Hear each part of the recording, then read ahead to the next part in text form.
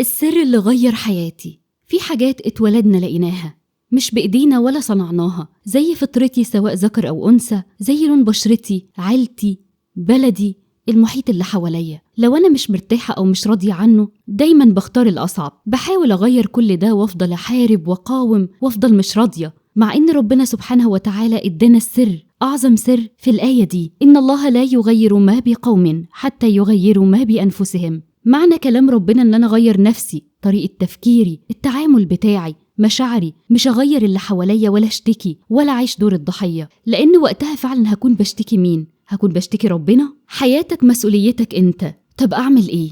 السر في التقبل. أول حاجة أتقبل فطرتي، لو أنثى ما عانتش وأعيش دور الذكر، ولو راجل ما تخلاش عن مسؤوليتي، أتقبل لون بشرتي وأحبه. هقولك حاجة بالمنطق، إزاي عايزة الناس تتقبلني وأنا أصلا مش متقبلة حاجة فيا؟ أتقبل أهلي حتى لو عندي أب مسيطر أو أم قاسية، أدور إزاي أتعامل معاهم بأفضل طريقة، أدور إزاي أعوض نفسي عن الحنان اللي ما خدتوش، مش أدور إزاي أغيرهم. لو دخلت كلية وإنت مش حاببها، اتعلم، خد كورسات وطور نفسك في المجال اللي انت بتحبه، اصنع طريقك بإيدك وبمعية ربنا. لو انت أم منفصلة وبتربي ولادك، حبي دورك، دوري ازاي تعملي الدور ده بأفضل طريقة، دوري ازاي تطلعي أولاد فعلا في أحسن صورة وتكوني سند لنفسك ولأولادك. مجرد ما انت بتتقبل، ربنا بيغير لك كل اللي حواليك، وحتى لو اللي حواليك ما تغيرش بالطريقة اللي انت عاوزها، على الأقل انت هتعيش سعيد ومش متوتر، لأن نظرتك للحياة بقت مختلفة وما بقتش تتضايق من أي حاجة. سر السعادة في التقبل.